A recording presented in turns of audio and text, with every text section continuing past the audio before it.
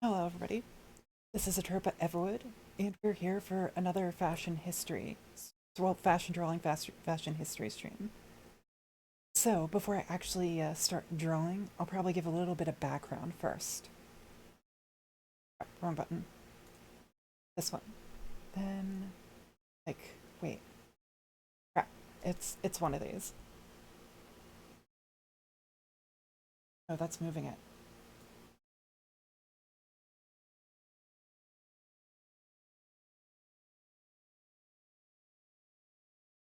Okay, there we go.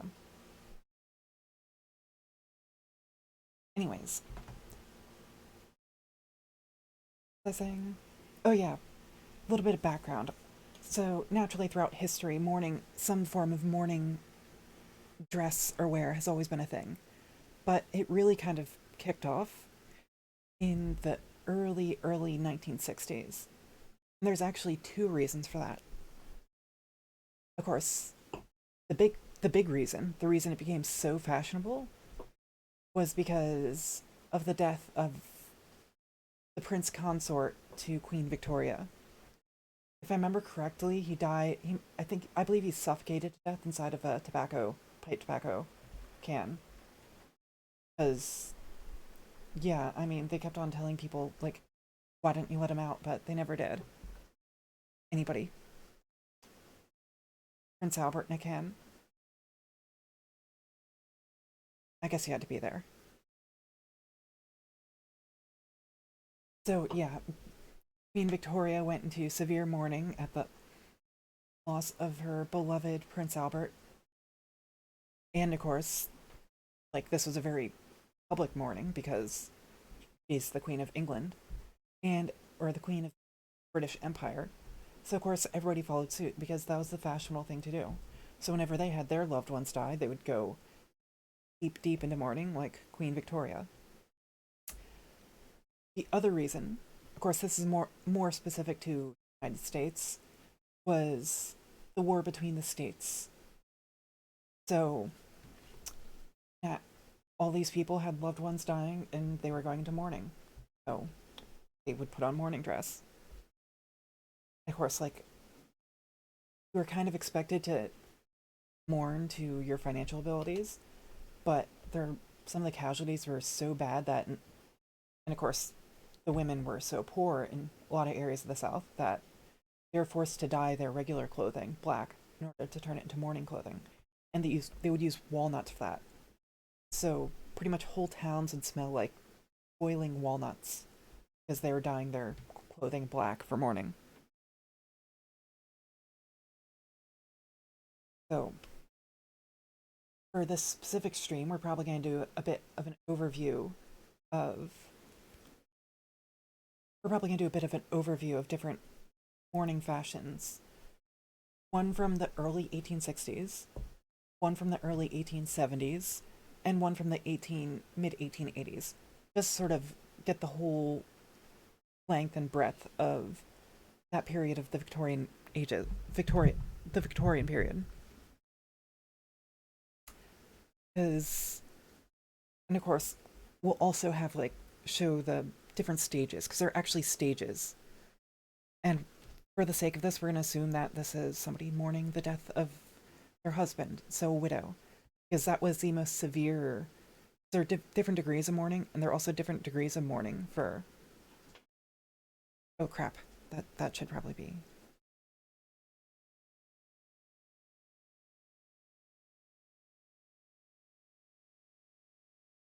So okay, yeah. Anyways,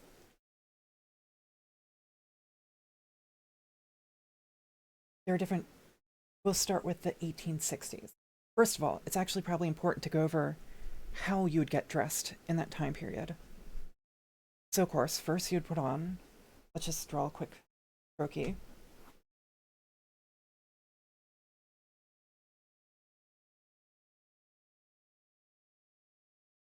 Very quick croquis.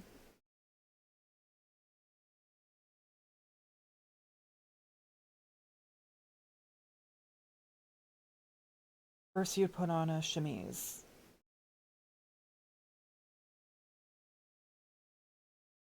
First, you'd put on a pretty much it's a white undergarment.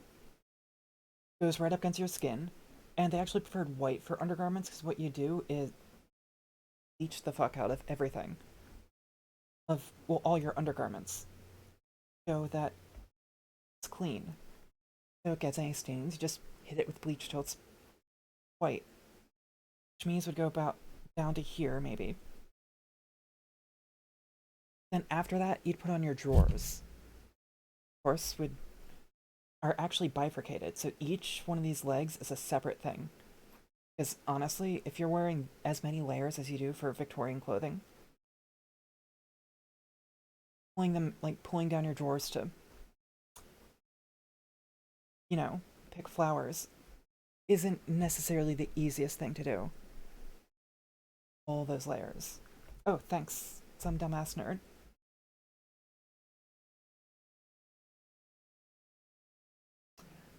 I mean, the gloves are to hide the scars from playing Five Finger Fillet.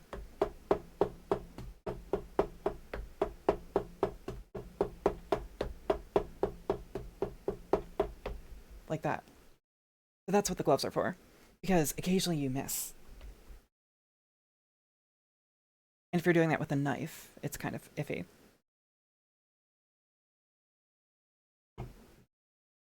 Then on top of that, after that, you put on the stays or corset.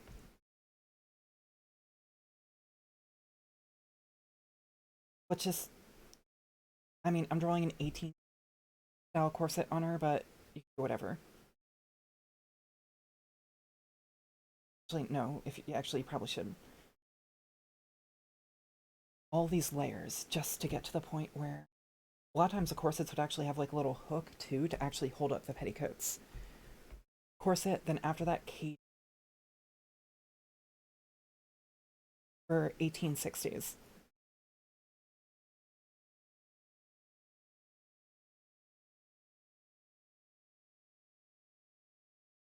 Up the cage crinoline, have petticoat, at least one petticoat, because that would kind of suck if your actual dress fell through. More petticoats was a better look, but more petticoats is also warm as fuck. So, and then of course you would have the dress.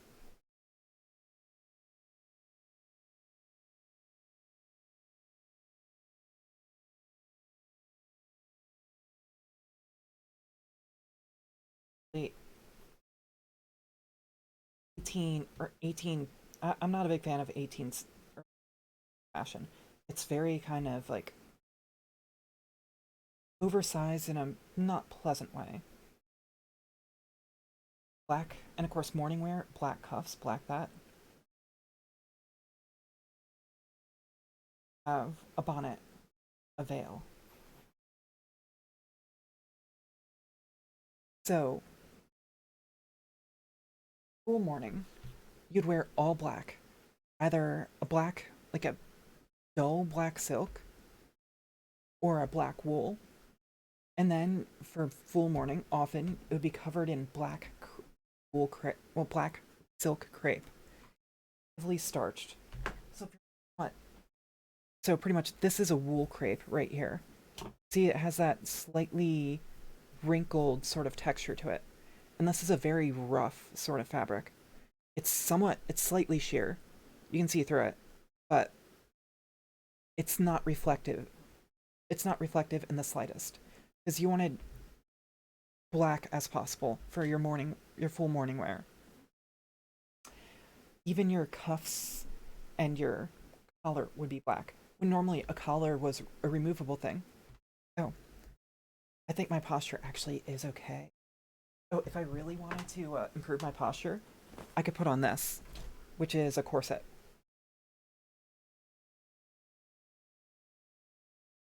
You see twill tape boning channels, twill tape on the top, and a single layer of heavily starched cotton coutil. This one actually has a spoon busk in it, which is it's actually an 1880s stays, but if you're wearing this, it's pretty easy to keep good posture because you have all these pretty much in each of these like channels you see right here. You have a metal boning. This one is a bit more flexible because it's spiral steel like this, but a lot of them would actually be solid steel, or for older stays, it would be whalebone. So, yeah, because this is what would actually go underneath chemise, drawers, corset, or stays.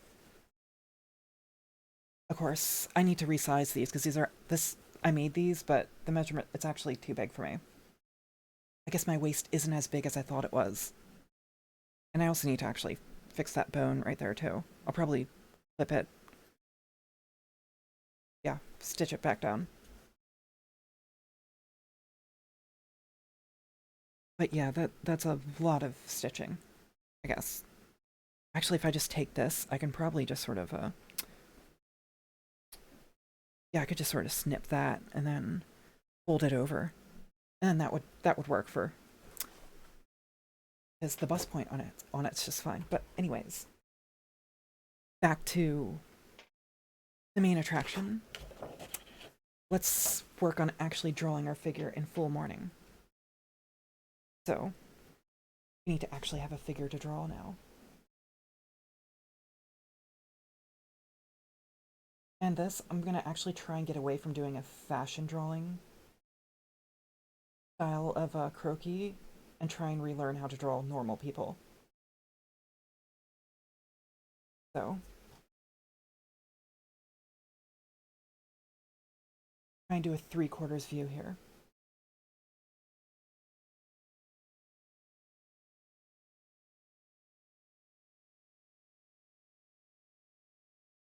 Still, I mean, annoying. Nobody laughed at that joke I told.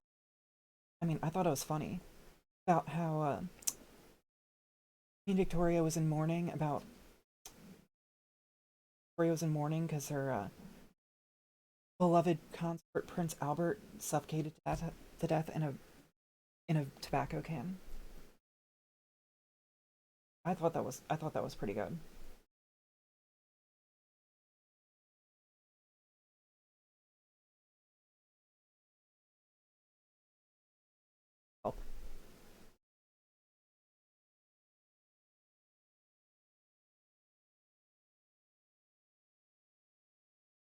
People want faces on their. Well, actually, there's no point actually putting too much detail into the face because of the way mourning wear works. Of course, you have these big sort of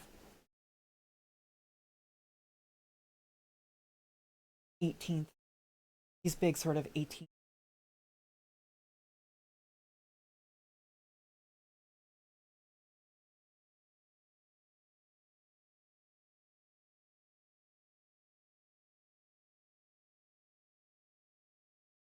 This actually, let's put this arm out this way. Oh, the thing is, if black wasn't just it like mourning clothes, it was very specifically a dull black. Because black wasn't just a mourning color. Black was also very popular, like as a fashion color. But if you had like a black silk satin, that would clearly not be mourning wear. That would just be fashionable. Well, well, yeah, you always hear people talking about like, oh, well, this is new black or this is new black, but no, black has always been black from a fashion standpoint.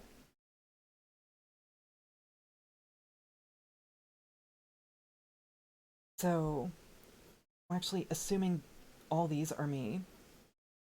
Uh, Say I took advantage of a certain conflict in order to hide the fact that I don't actually age. As far as I'm concerned, I'm forever 17. But of course,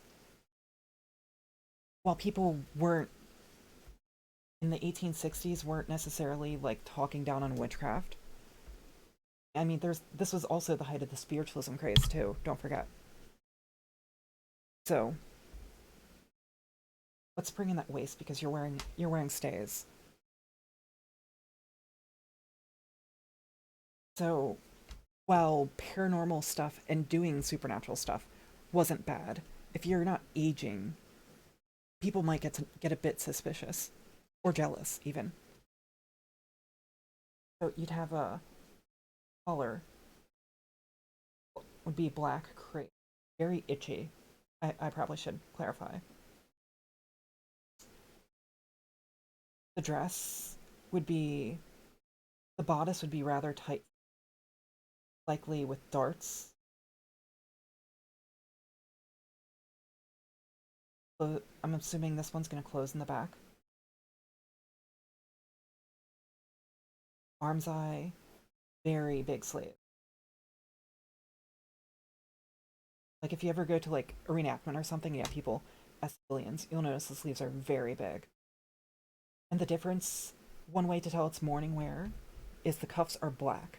Typically, the cuffs are never black in this kind. But then again, in this case, it's more just taking advantage of fashion trends so people don't immortal elf witch aspect. And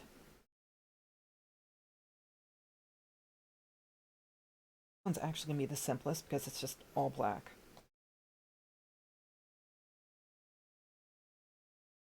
Oh, sorry. Let me see if I can fix that. I guess I was having a bit of mic problems. Okay, so filters,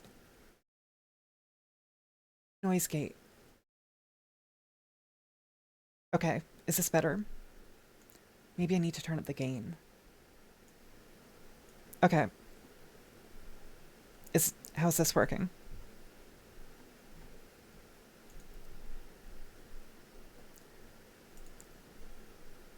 Okay, so hopefully that works.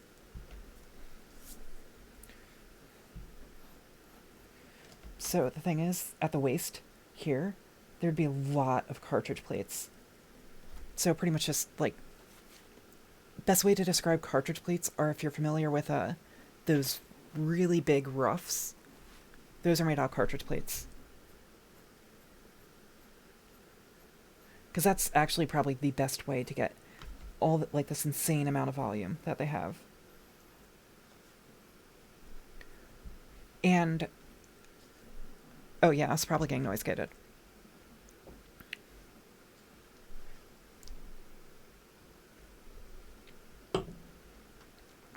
Hold on, I'm going to take the easy way out. I'll draw the skin first.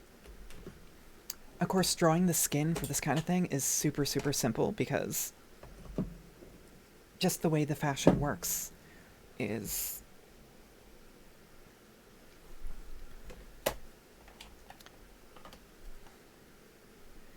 I'm going to draw all the skin that there is to see for this outfit.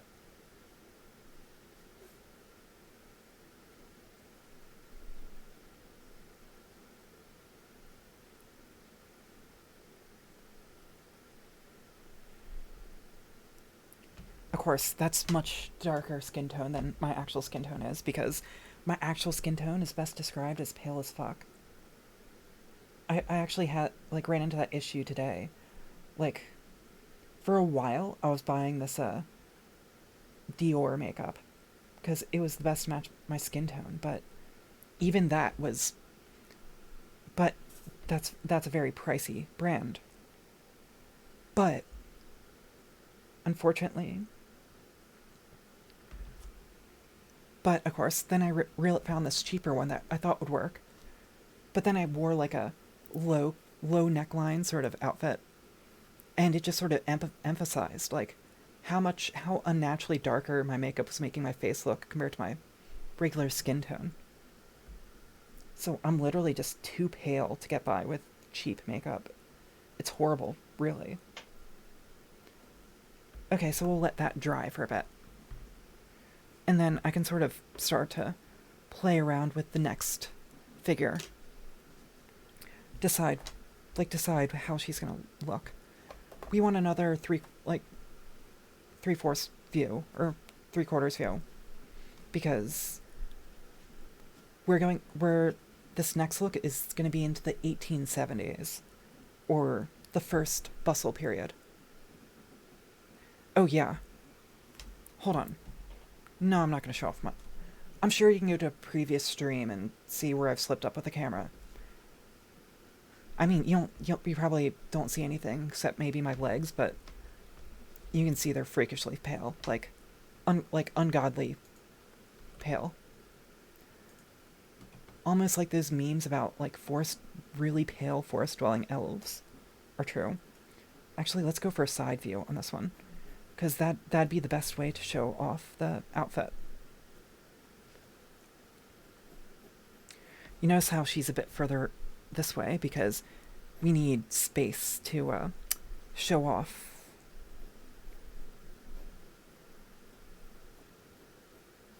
the outfit, because bustle period.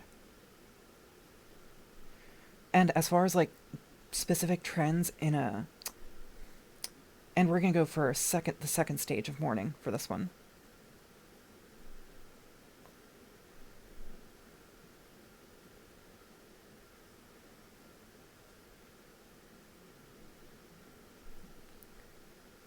Which the second stage, first stage, it's all black, heavy crepe veil, everything, like the whole 9 yards.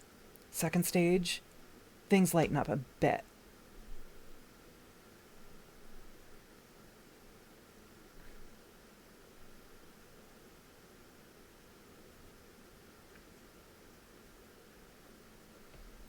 So, about that, I guess we'll keep my hairstyle the same.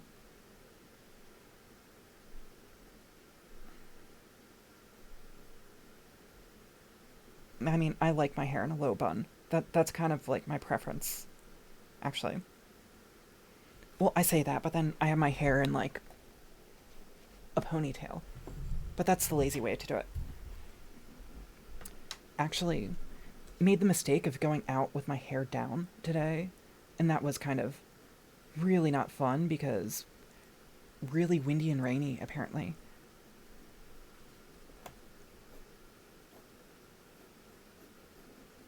Let's see, elbow should be right there.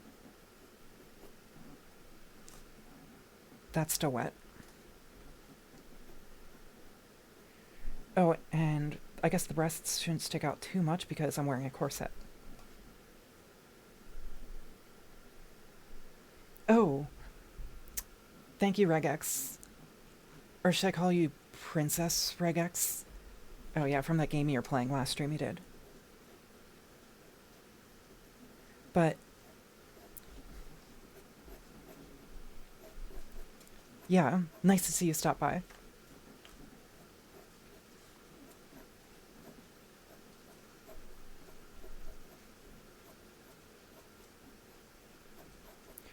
Crap, my fashion drawing experience is still leaking through when I try to draw lit. Oh god, this is horrible. Oh well, I'm covering it up. I guess that's the one thing about like all this Victorian clothing. I mean, if you see the last stream Regex did, he played a Princess Connect. Or no, Princess Debut. Like a rhythm game kind of thing. But all the characters were calling his character Princess Regex. Actually, might want to get this, I like this goldenrod, so we're gonna go with goldenrod. I mean, clearly the paint isn't dry yet, but I don't care. We're gonna be covering over it anyways. And I'm waiting for that to dry too. And let's actually, while we're at painting skin tones, let's just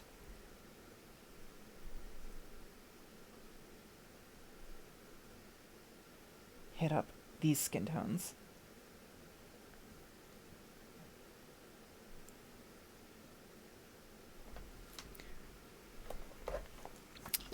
So, yeah, I guess first bustle period, the circular skirt, eventually the full like straight circle that starts at the 1860s slowly starts to go backwards.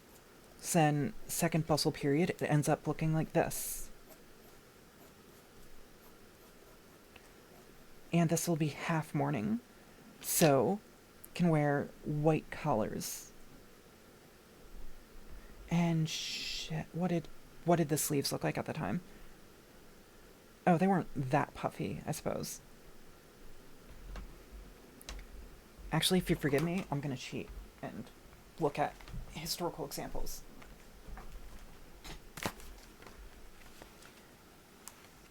So, nope, that's 1880. Oh, those are all House Worth. That's 1826. They're 1870s reception dress.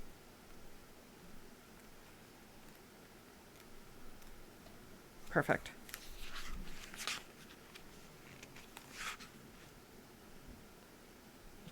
And we'll make this a morning day dress, because that seems a lot more fun.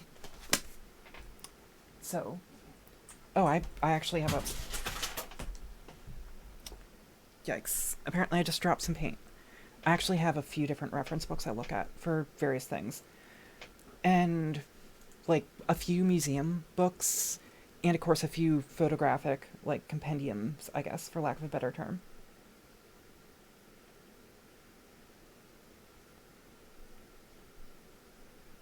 Because any source you can get, I mean, it always helps to have backup sources too.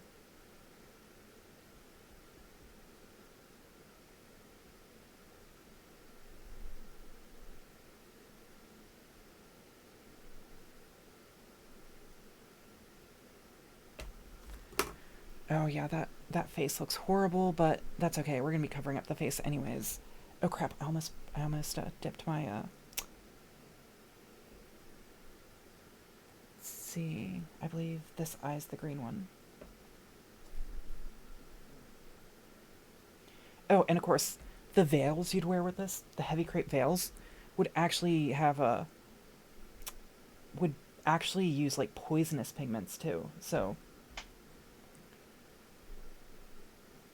all while you're in mourning, for at least a year, you're breathing, you have this heavy crinoline in front of your face, restricting your airflow, and you're breathing in all sorts of toxic, all sorts of toxic stuff coming from that veil. And of course, a bonnet.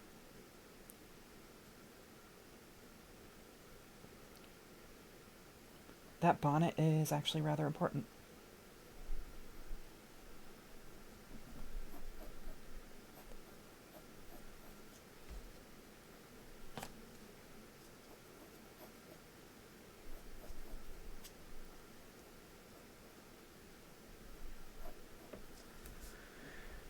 Okay, so this one, shit, what did 1870s headwear look like again? Oh well, I don't have to wear a hat. Except maybe I should. I'm gonna take the easy way out and go with another bonnet.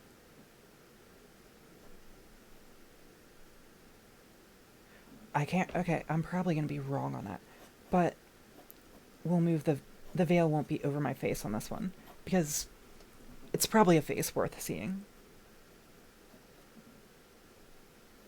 And those sleeves should be just fine.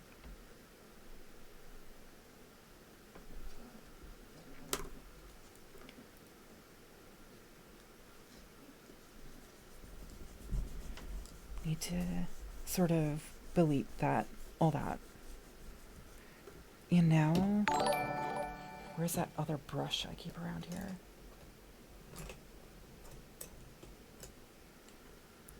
Oh, this one should work. Might be a bit stiff, but oh well. Now it's time for the actual real color of this.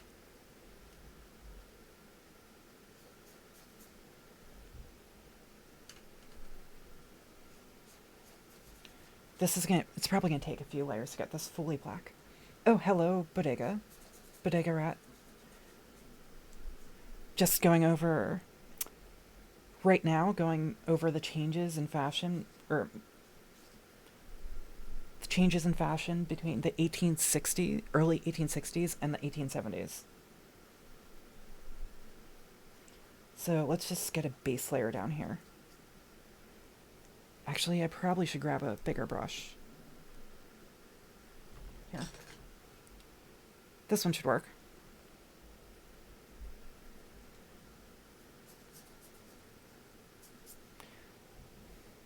And I guess this paper is actually the best for showing something covered in crepe too, because it's not the most reflective. Oh, hi. Hi. Let's see. Let's just get this base layer down. I don't want it to look overworked. It's been a while since I've used proper watercolors, it feels like.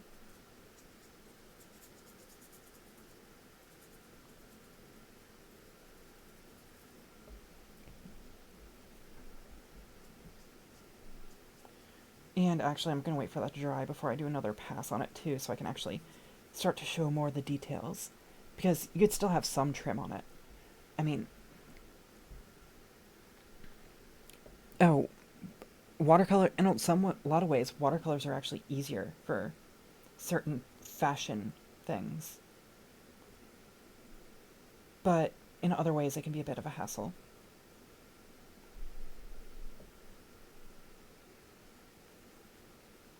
And of course, again, that's important that the cuffs are actually black. That's the easiest way to tell if something's supposed to be morning wear or just fashionable black dress. Because black was fashionable back then. Like, black was the go-to, because you could wear it for anything. And not everybody was made out of money. I mean, you hear about all the stuff about day dresses, evening dresses, and morning dresses. Morning without the U. But the average... That was a sign to show how rich you were. Like, if you were rich, you could afford all the proper dresses. That was to show that you were cultured. I might need to use a bit of marker on this at some point. And of course, I want a deep black for this bonnet.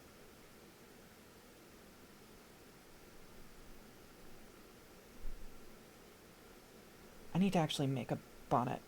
That might be useful to have. If I ever feel like wearing morning wear, it'd be easy to... Oh, and that would tie under the chin.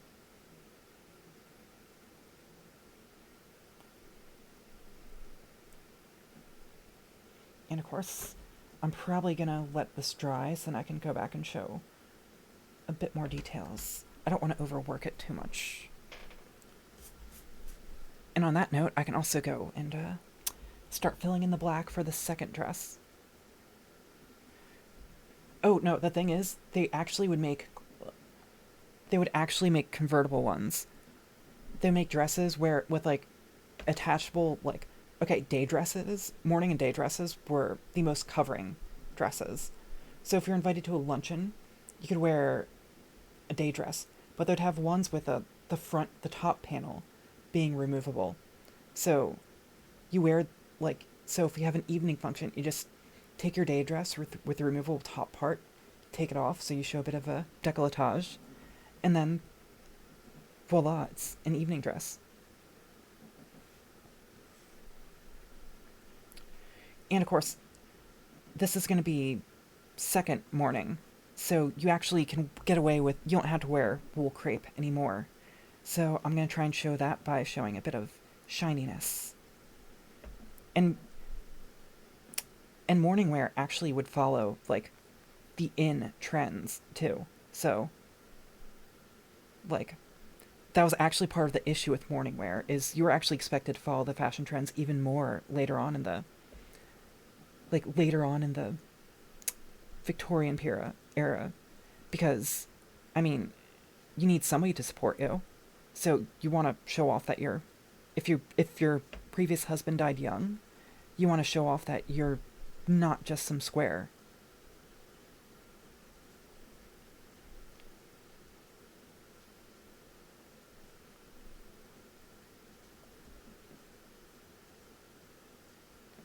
So you actually, which meant that you'd have to buy a new set of morning wear if you're fashionable every 3 years, likely.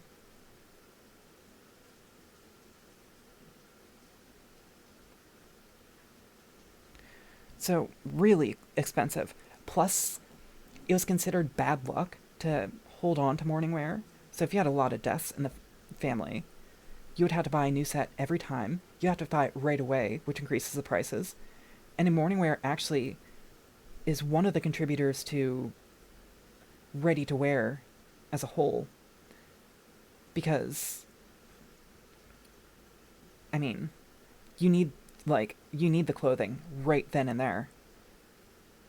Because you can't really, if you're supposed to be in mourning, you can't just say, "Oh no, they haven't finished making my morning wear yet. It's okay. It's okay." Like I'm sure my dead husband wouldn't mind. That would be scandalous. So you would have to go out and buy something right then. And there's a lot of little nitpicky stuff. Oh, see you, regex.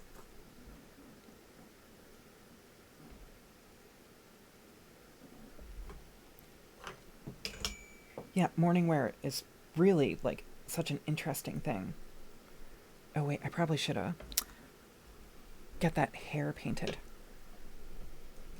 Where was that other paintbrush? Let's go with this one.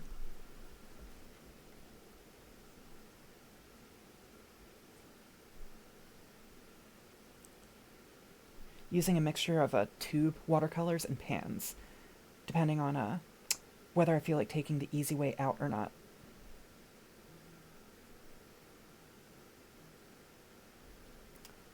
And let's add a bit of color to these lips.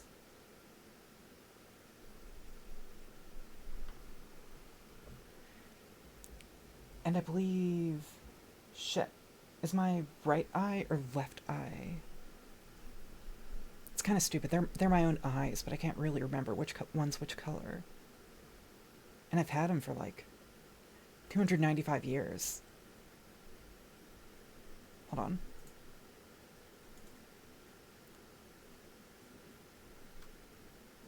I believe that would be this one. Okay, good. Oh yeah. Everybody be sure to click on that link.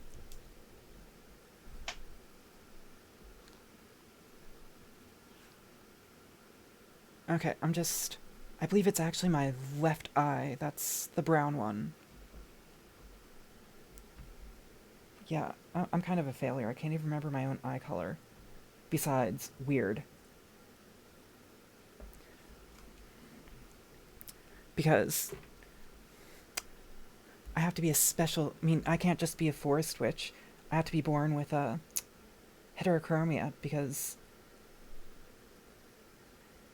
I guess God knew I'd go the route of witchcraft, so he decided to punish me by turning me into an anime main character.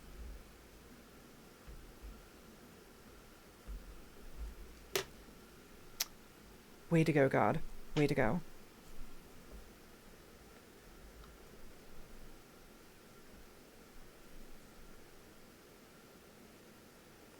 Oh yeah, I probably should have waited for that paint to dry, too. And I probably should have remembered that I have hair there. Could have also went with a widow's cap, too, but I honestly don't like how widow's caps look. That's my personal fashion preferences shining through there. I mean, they're this white cap made out of quill pleats, but yeah, they're just kind of really... Hold on, let's try and paint the veil.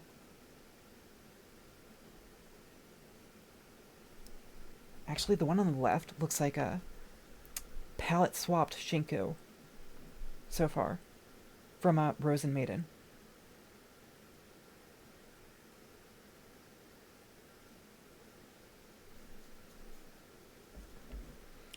And let's start to add the actual deep blacks here. This should be dry enough.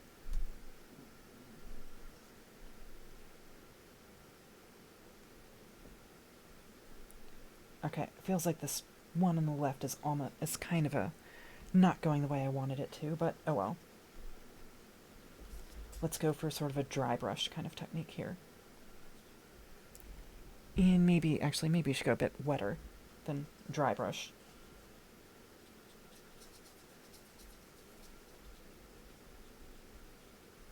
And we want to somehow show those cartridge pleats at the waistline. Yeah, 1860s skirts. I mean, people think bustles look weird, but honestly, 1860s skirts are insane. And keep in mind that women would go to work in these skirts, because a lot of the men were at war. It wasn't like World War One, but they're still, like, at the U.S. Arsenal cartridge factories, that'd mainly be women, female employees, women, making the cartridges for the Civil War. Actually, there's like several incidences with munitions factories exploding too. Very hazardous job. Very, because, I mean, black powder's an explosive, so. And actually, full mourning, you'd wear black gloves too. Black leather gloves, which probably should be a bit darker to show that they're leather. And crepe. And of course, you could have crepe embellishments too. It didn't have to be completely, utterly black. And of course, veil.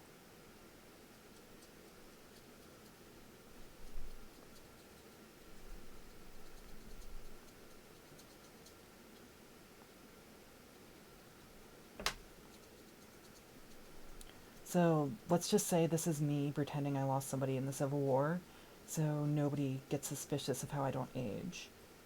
Because you could, in theory, the minimum was like, for mourning a husband was a minimum of like 2.5 years. But in reality, it was however long you wanted your mourning to be. So, like, Queen Victoria stayed in mourning for the rest of her life after Prince Albert died.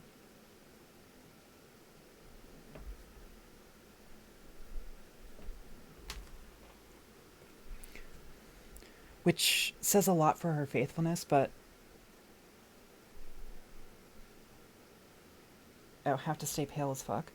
That's another way of viewing it.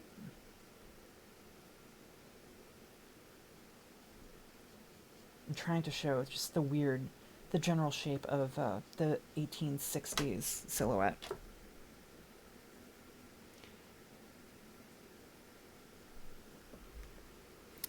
And of course, compared to that, second stage of mourning, here shown here by 17, like the first bustle period. This looks downright cheerful.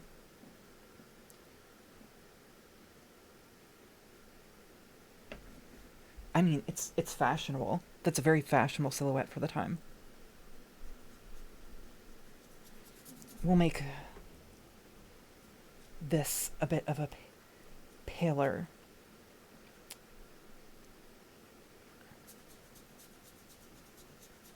sort of thing.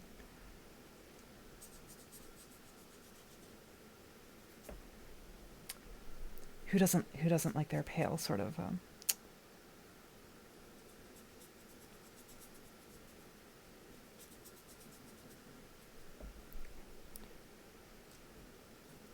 like this. And you can have a bit more, like, let's say that there's like some sort of a pattern. Now, let's just say this is a velvet, and there's like an embossed velvet. That would be a pretty neat underskirt. Oh no, they would change out their underclothes every day, usually. Depends. I mean, they weren't completely unaware of cleanliness. And they would bleach the fuck out of their underclothes. Like, that was a sign of good breeding and cleanliness to actually have your underclothes be white. Like, pure white. And that's also why underwear at the time was always white too, is because you'd bleach it. It was a poor person thing, mainly. Hold on, let's add a bit more of this.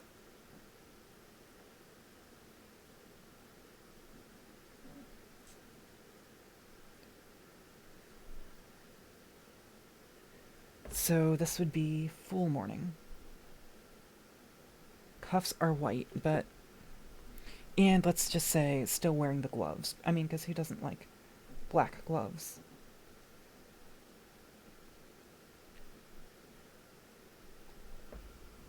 No idea why my hair is like that, but it is what it is.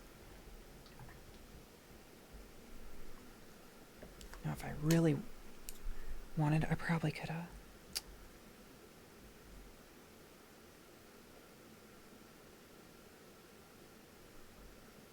Yeah, add in a bit of eyeliner.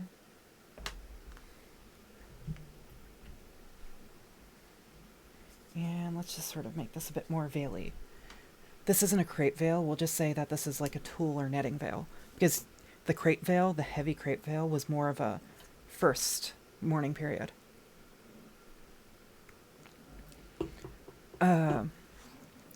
Well, for these, if you're only wearing one petticoat, there's a cage crinoline underneath, at least for the one on the left. So you actually get a lot of airflow with that kind of look. This, you'd switch to linen in... Well, you would switch to linen in summer months, but it was really hot and uncomfortable. Especially if you're wearing stuck with full mourning. Because I believe I already mentioned it, but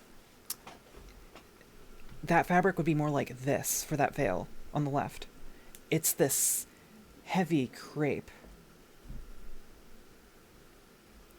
Oh yeah, there's the whole ritual. Like, the ideal death was dying in bed surrounded by your family. Although, early 1860s, a lot of people did not get that ideal death because they kind of died on the field of battle. So yeah, just this heavy wool crepe. But there's a whole thing with washing the body, having a wake, where you'd stay up with the body for 24 hours to make sure that they're actually dead. You'd have to have the coffin made, usually by a cabinet maker or somebody else in the town, unless you were super rich and could afford, like, a coffin maker. Wash the body. You'd hold the funeral service either in your house or at the church. Then you take the body to the graveyard. For a while, for the longest time in European history, graves weren't permanent. So after, I believe when I did that Shakespeare reading stream, we discussed this with the gravedigger digging out an old grave for new people.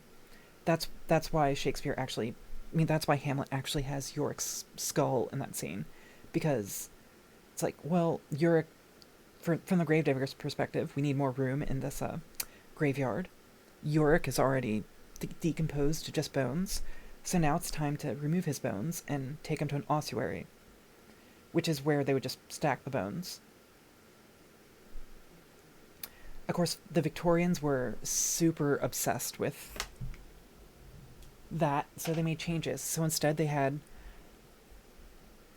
cemeteries outside churchyards, like community cemeteries. There's like a few famous ones in each town, actually. And like, they would get really morbid with it. They would actually, like, if they had like a mausoleum, they would go in and watch their relatives decompose. Apparently Mary Todd Lincoln did that a lot with her son who died prematurely. It was their view of death was completely different at the time. 2 years, I think it was more than 2 years, but the example in Hamlet was Tudor. Things were a bit different in Victorian. well, even before that, in the New World, although things changed, like in the 1700s, the approach toward like the funerary art was more like skulls and grim reapers and yes, skulls, grim reapers, hourglasses, while Victorian was more weeping willows and urns and lanterns and candles. So it really is kind of, it's dark but fascinating. And of course, spiritualism was also huge. Like everybody, I'm sure everybody's heard of the Fox sisters, who played a major role in really kickstarting the spiritualism craze. Apparently, Queen Victoria would have seances to try and talk to Prince Albert. Mary Todd Lincoln would have seances trying to talk to Abraham Lincoln. Back then, being into the supernatural and spiritualism and the occult was the norm, if not downright fashionable.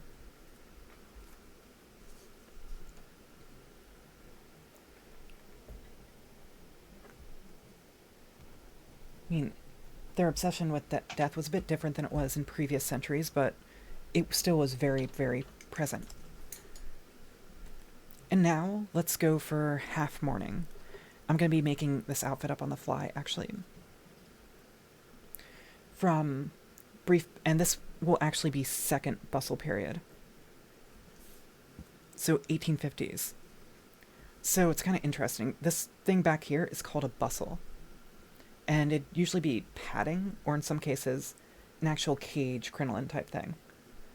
And like this circle silhouette right here slowly started to creep back and became the bustle. And then for a while, the bustle fell out of favor. I believe that the mid to late 1870s, the bustle fell out of favor. End of the first bustle period. And then it came back, which is what I'm going to do here for 1860s. Which actually, that corset I showed you is actually an 1880. No, this is 1880s. That's what I meant to say. So that corset I showed you is actually an 1880s style corset.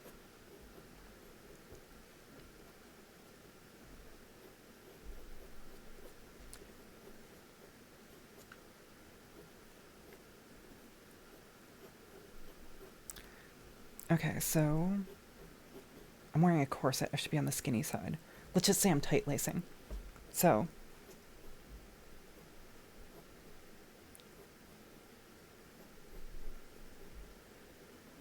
best way to draw this. So like here.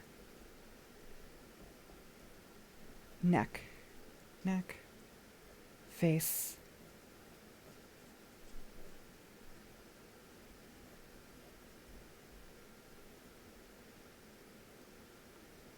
There. Eye. Eyes are important, naturally. Ear. Okay, so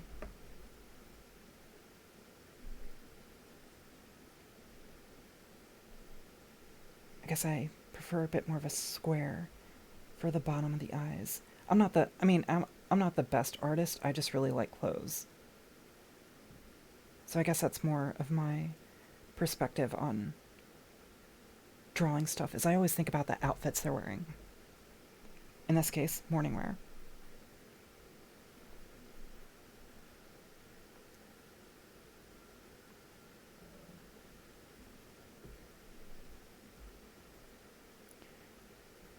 I believe, if I remember correctly, collars were actually on the high side for this.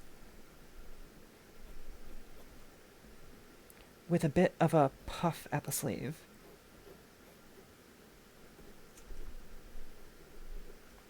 And of course, this is second bustle period, which is where it gets the most bustly.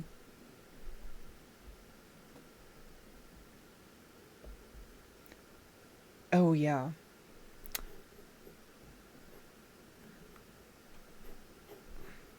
I believe there was one case where a king was showing sorrow because somebody very close to him died, And he was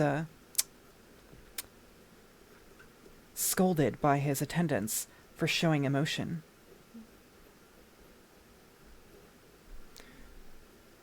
Puffy sleeves. I mean, they say there weren't any puffy sleeves in the 1880s, but I know for a fact from photo evidence that that's not true. We'll say cuffs were out of favor by then. And by the end of it, with half mourning, what I'm showing here, you could wear subdued colors like lilac, lavender, that kind of thing.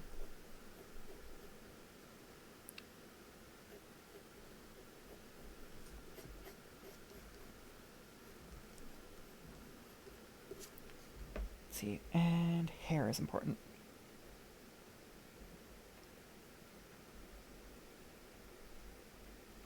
So, half mourning, you're almost ready to go back into society. So,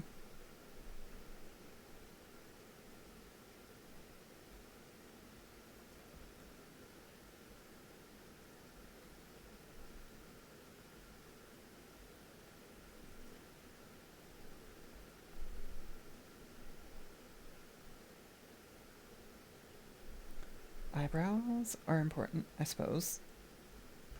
I probably should show those. Here, too. Oh, yeah. Well, that, especially for announcements, death announcements, and in the 18... Okay, sometimes it happens among the poorer classes that the female relatives attend the funeral, but this custom is by no means to be recommended, since in these cases it but too frequently happens that even that being unable to restrict their emotions, they interrupt and destroy the solemnity of the ceremony with their sobs, and even by fainting.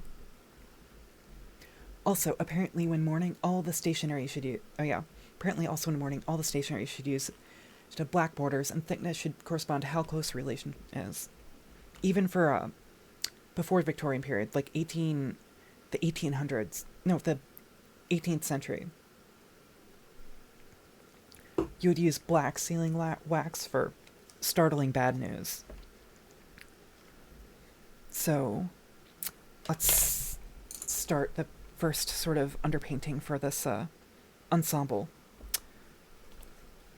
We're gonna have it be a mix of black and lilac, where it might even be possible to be mistaken for fashion rather than the last stage of mourning.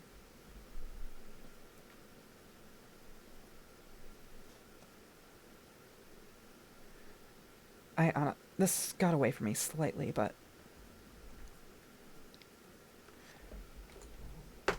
wait, no, that's not supposed to be black. Oh no, I screwed up. Oh well. I'm sure it'll work out.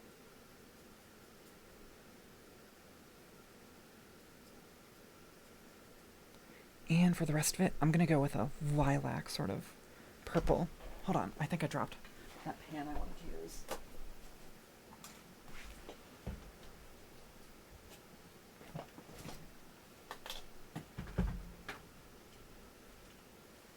Okay.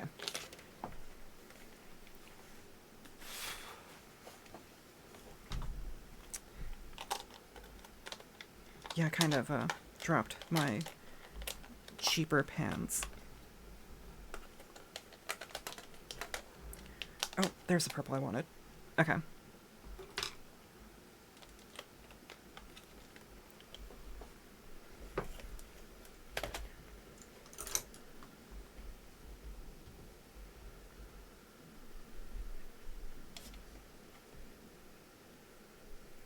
Let's just...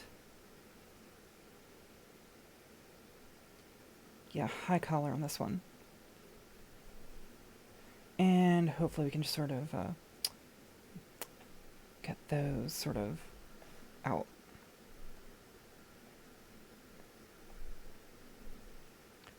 Of course, somebody might, who knows better, might correct me on this, but this is just me trying to vaguely remember what the second bustle period looked like.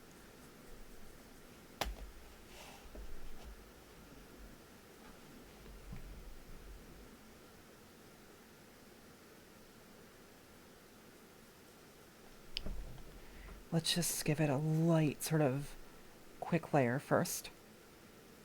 And then we can start to fill things in. And you could start to have more laces. Well, you could have lace in this too. Actually, let's just assume that some of that is lace there. Let's see.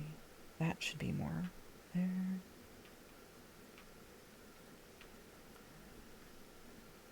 This purple's actually more of a princess line. Facts worth knowing about fish. Oh, that sucks. That's what I need to know. Oh, is my internet acting stupid?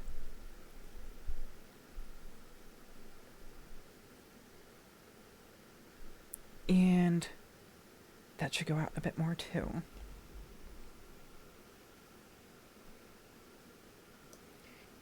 Yeah, I'm gonna need some.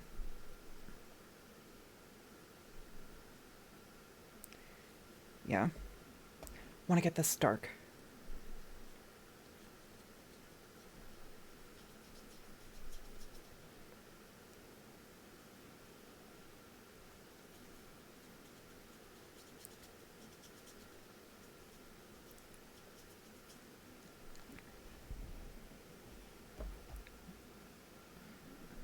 Oh wait, no, I needed black.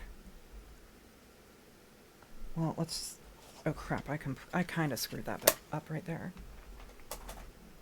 Let's just... I need to grab something quickly.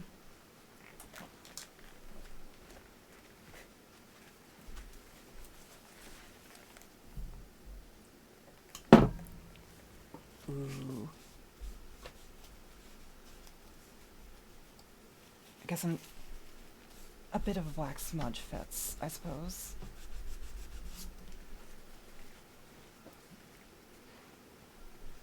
And I guess time to go back with a black brush and just really darken some of these darks. Because that's what mourning wear is. It's just really dark. And of course, full mourning, it's all covered in wool and like dark silk crepe too. So very, very dark.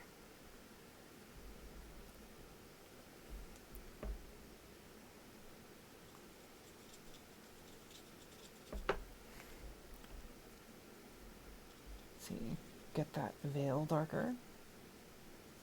Like often there'd be two layers of silk crepe on that veil.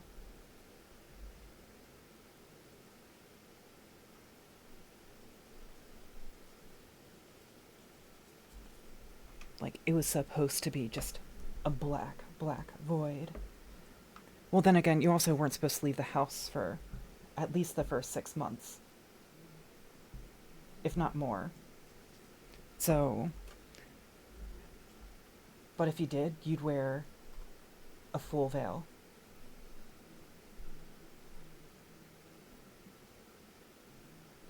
I mean, they tell you to avoid using black in painting whenever possible, but you really can't draw Victorian mourning wear without black.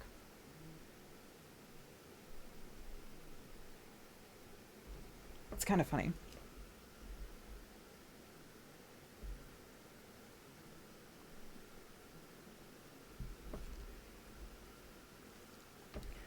And let's just darken a few areas here too.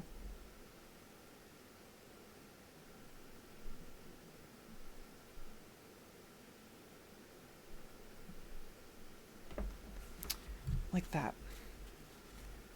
And then lastly,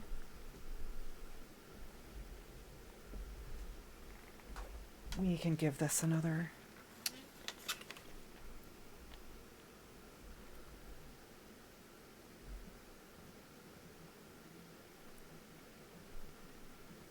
have that come out, make that darker. Make that. And let's add just a bit of trim right here.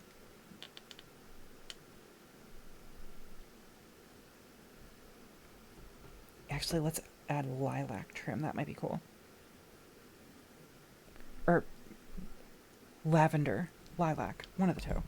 Crap, my hair keeps on getting caught on the pop filter on my mic. It's kind of annoying.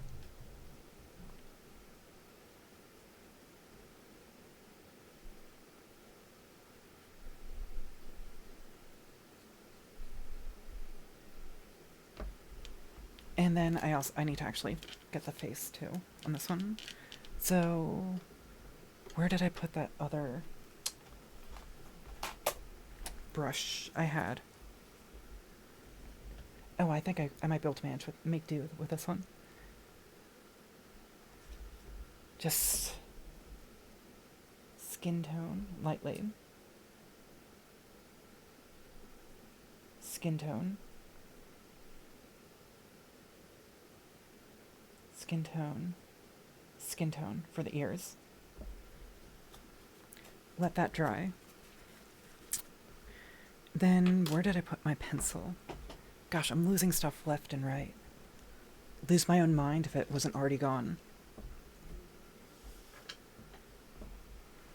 Yep, that was a paintbrush that just fell.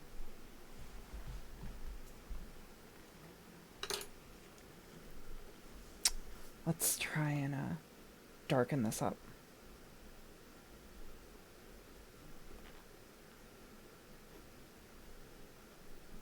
Get this eyebrow darker. Add a bit more detail to there. There.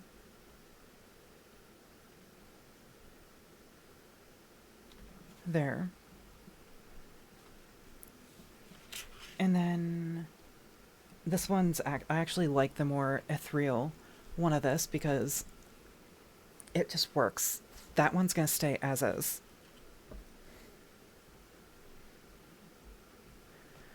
She needs some work, but we'll start with her hair. This sort of a dirty blonde / brown for hair. Well, my hair.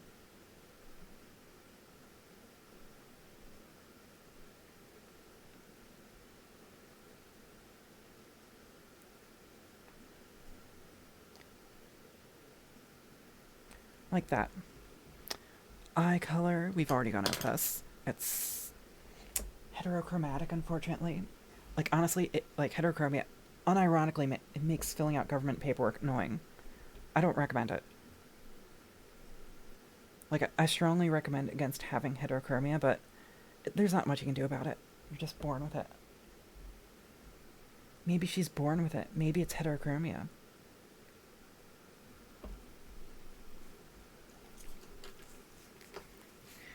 But actually, I'm kind of pleased. I feel this actually turned out pretty good. 1880s is when you start getting the more volume in these sleeves. Well, it's a different sort of volume than the 1860s volume.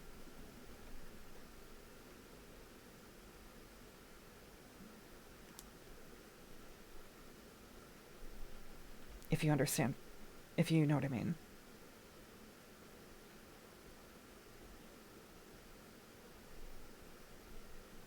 Like that. And eyebrows. Just going back in, touching up details.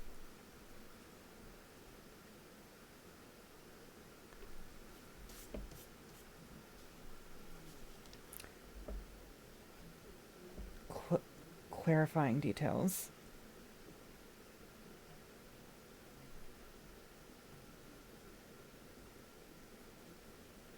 Add a little bit of ruffles, lace. Everybody loves lace. At least I love lace. And that's supposed to be more of a princess line kind of thing, so I'll go all the way down.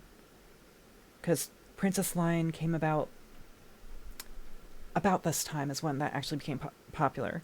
Before then, there would have been a seam at the waist to make things more fitted.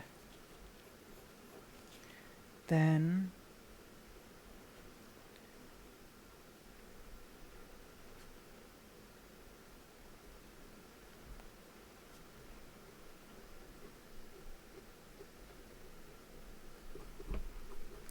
yeah. And of course, there's slight differences in the shape of first bustle period bustles and second bustle period. Second bustle period is what most people think of when they think Victorian. despite the fact that's closer to the end of Queen Victoria's reign. It's kind of interesting. Oh, and let's add a necklace. Jewelry was also important. I believe last fashion stream I mentioned like jet jewelry was the most popular, but there's also gutta percha, and in this case, this is actually a vulcanite Victorian mourning brooch, one of the two. And of course, necklaces, bracelets, and actually hair was super popular. If you had a lock of your loved one's hair, you would have it braided or woven and made into a brooch for you, or jewelry, or ring. It was very popular at the time. So that way you could keep a bit of your loved one with you wherever you went. I mean, it was a different time. And earrings. I believe earrings were popular too. And let's fill in these gaps. This actually took a lot less time than I thought it would. Kind of odd, actually. For some reason, but then again, I guess these are kind of... I didn't do a large piece with lots of detail. I just did overviews. Honestly, my favorite so far of these is the second mourning.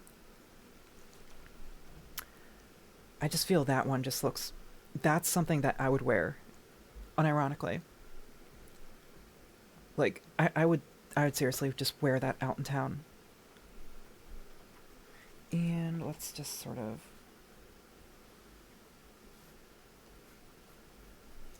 Oh, I believe I do have a... Where is it? Crap, I know I had a pencil. That would work. There it is.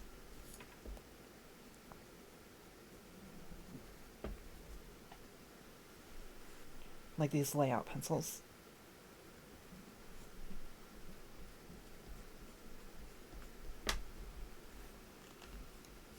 And let's...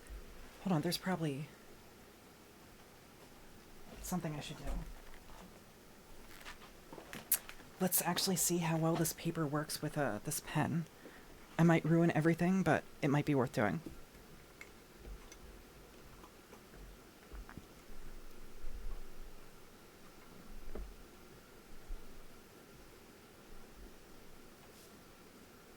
Let's see, I believe I should have some space up here for it.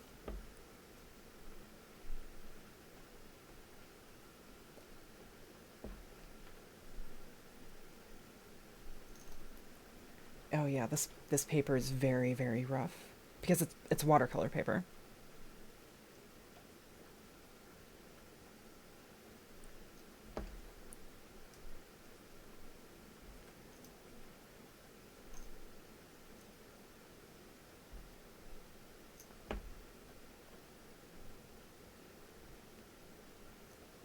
Victorian.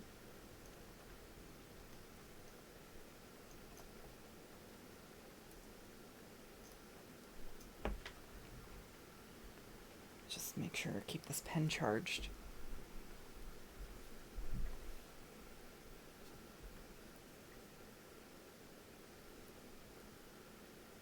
Hold on, actually, I believe it's that for Spencerian.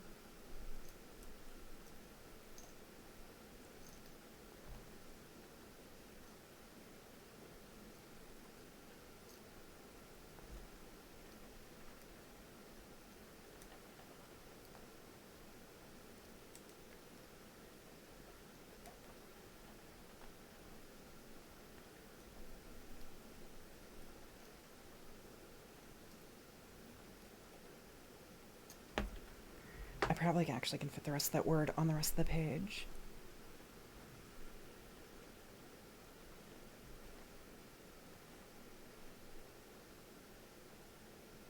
So, D.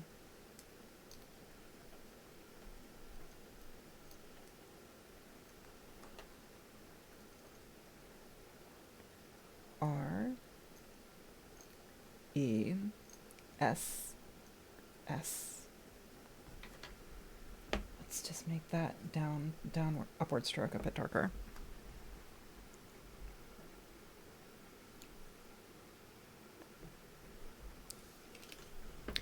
And then just fill in the rest of it.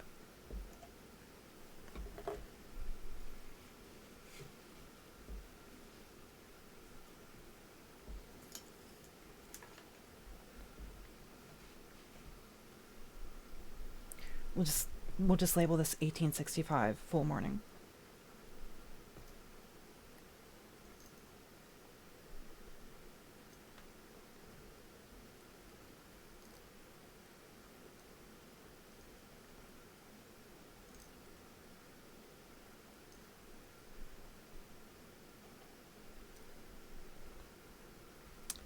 (1865)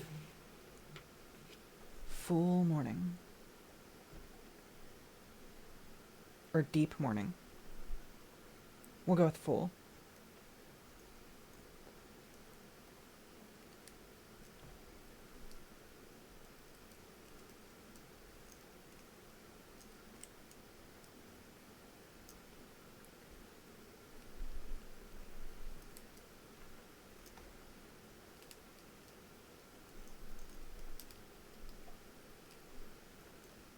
And before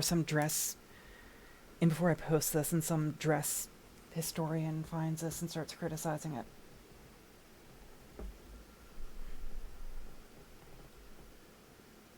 Which could happen. Because I'll probably post this to Twitter once after the stream.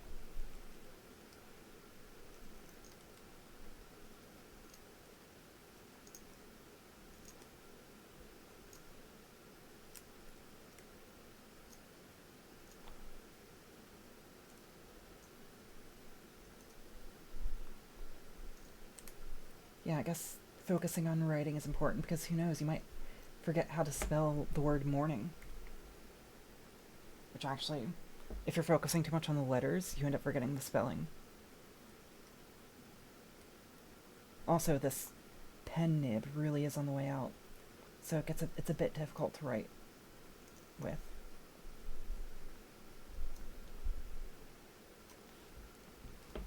Second one. Ooh, that ink is a bit close to the edge. Spooky. In a non-spooky way. Oh yeah, I guess bit of background, the reason I decided to actually do this stream today is because, in my mind, September 1st is when you can actually start putting out your Halloween decorations. If you disagree with me, then I'm sorry, but I know I'm right.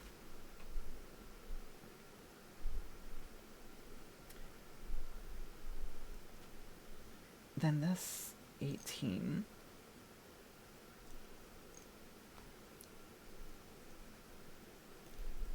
'70s.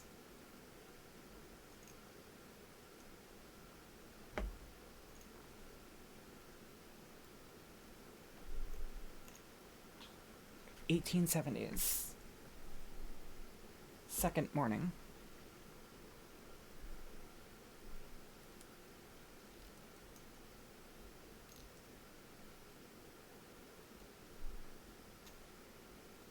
Oh, I have no idea what happened with that, too.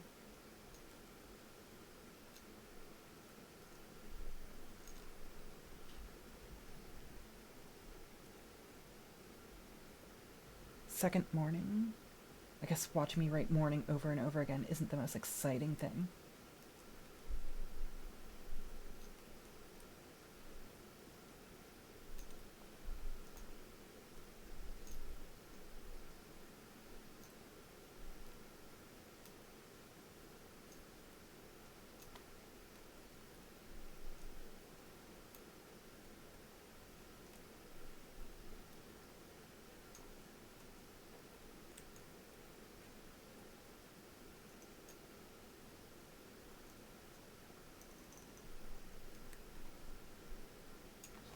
And then last but not least,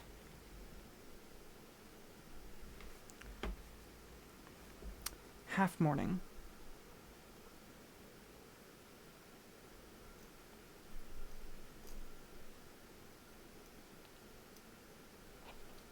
how did I burn through all that ink so fast? Had a full pen full.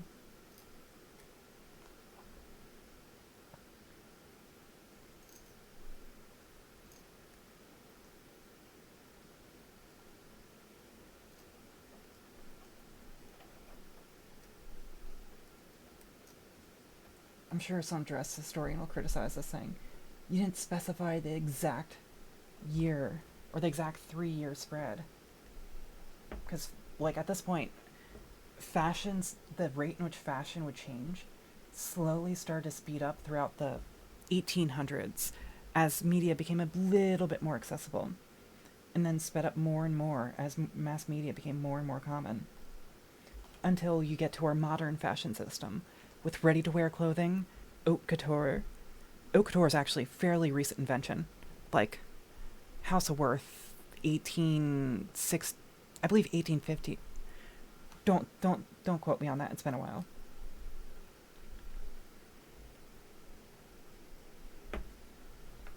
But this is half mourning.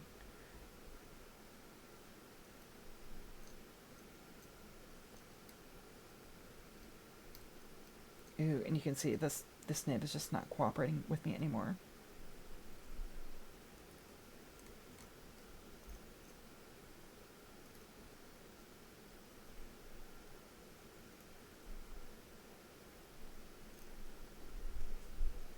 It just doesn't want to work.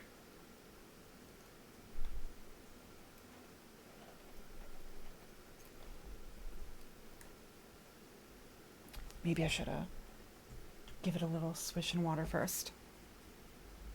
Oh, list of pranks. That sounds like fun.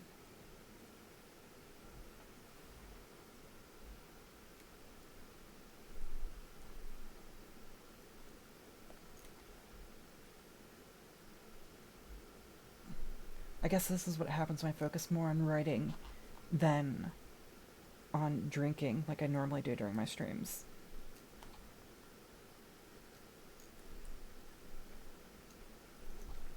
Yeah, this pen is just acting up. It's horrible. Just horrible. Luckily, I should have more pen nibs coming in the mail. But I must finish this.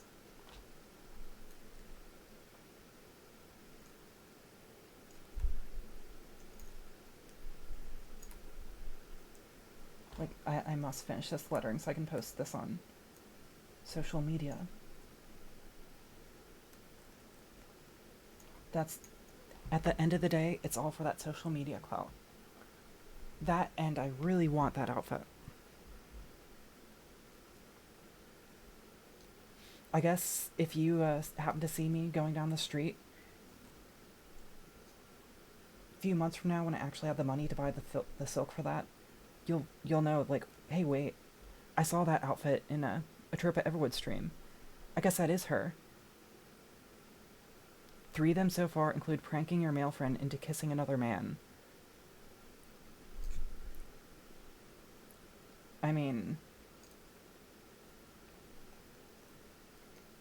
as long as you say no homo, I suppose it's okay.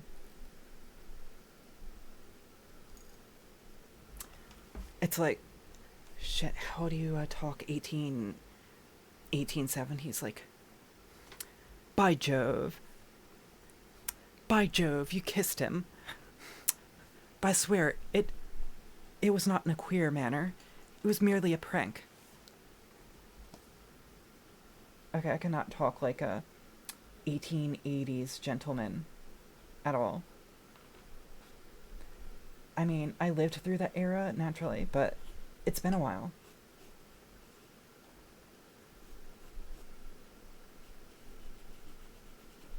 So, and let's just,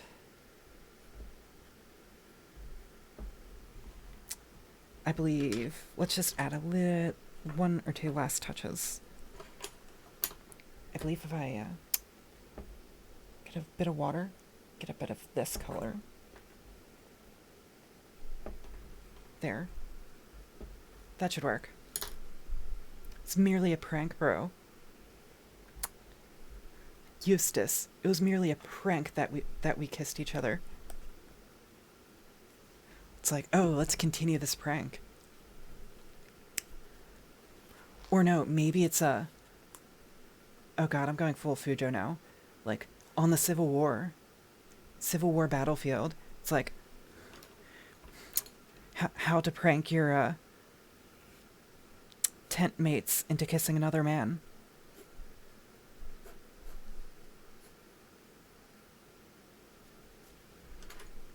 Okay, I believe that's a wrap.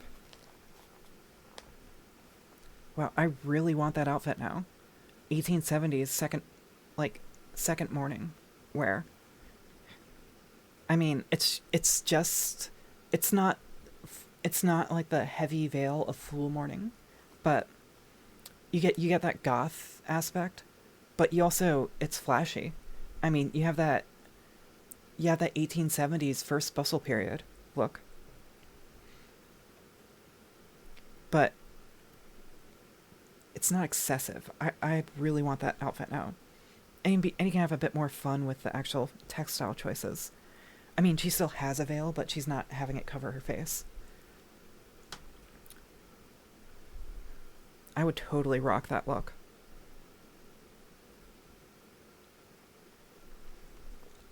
'80s, it looks like... Well, I mean, half mourning would be appropriate for people you weren't as close with.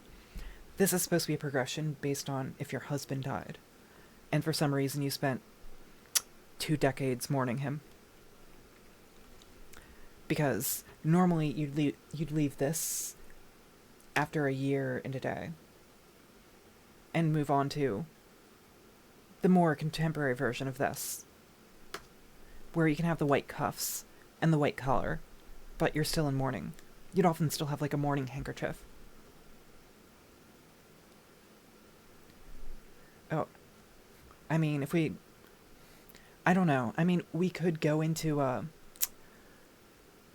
all the times when historians were just like, oh, they're just close friends, when they're writing like impassioned love letters to each other. But I don't want to have to add the LGBT tag to my streams. But it's just kind of funny. Like, all those times historians are like, oh, they were just really close friends. And it's like, dude, did you read what they wrote to each other? Like, well, like Frederick the Great and several male attendants. It's like, wow, he had a lot of really close friends, and he never even saw his wife for like decades on end. And it's like I don't want to call everything gay, but I'm pretty sure that's like flaming. Although he was a very good military commander and very, very, like, he put Berlin on the map as a center of high society and culture and science. But he was flaming.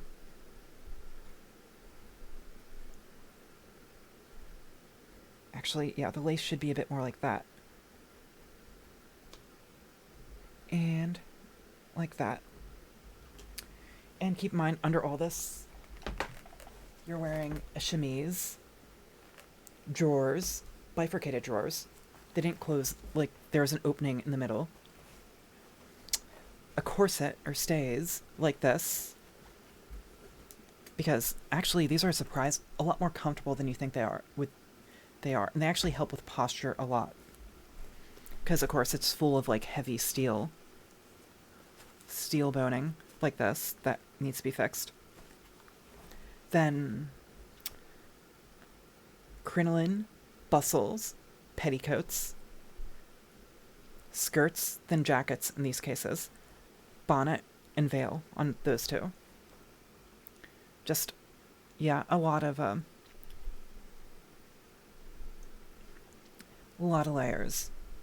Overall though, I probably should shut up about that, but I want that look. Like, I really want that in my wardrobe. And I'm gonna have to add it to my wardrobe. Except that's like a lot of silk. So I'm gonna have to save up. Could always beg for donations, but That'd be stupid. Plus I'd make more, yeah.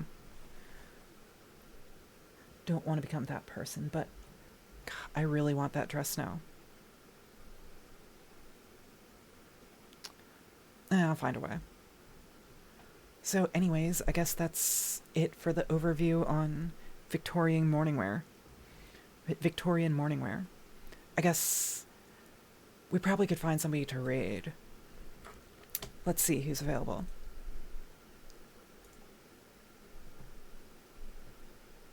I guess this was actually kind of a short one, but I need to get up early tomorrow anyways, because I think I need to take my car to the shop.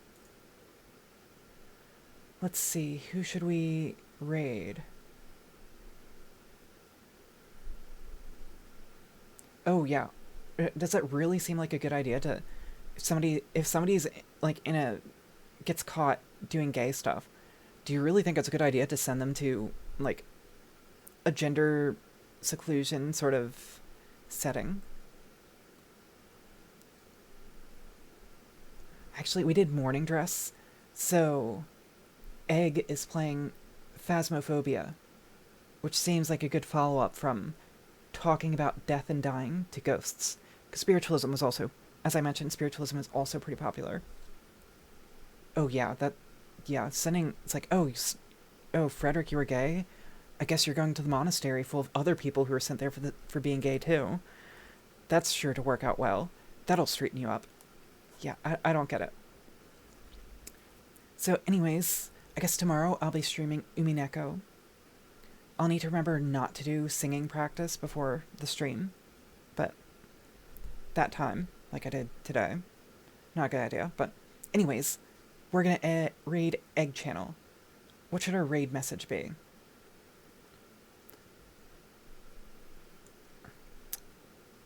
The coven is upon you? Maybe. Or just incoherent yelling. Incoherent yelling. Let's just do that. Actually, no, let's do the coven is upon you. That's a bit overly dramatic, but oh well. What time to raid? Oh, he's doing a co-op with another egg. That should be interesting. Now, raid.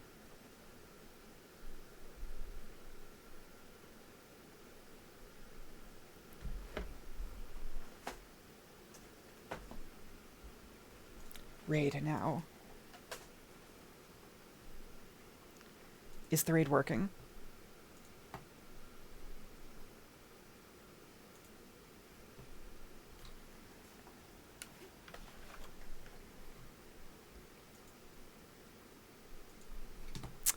That's a bit corny, but oh well.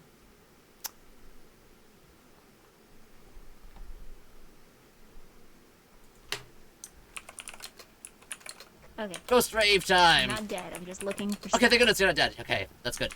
Oh, there you are. We're close range now. Okay. I'm still here, I'm still alive. I'm still just, running around. Okay, let's see. The coven upon you. Let me see Oh! if I can get goosebumps. Everyone, what are you doing? Mary Wilson. Okay. And I think that's good. Who is your favorite Hololive member? Mary Wilson.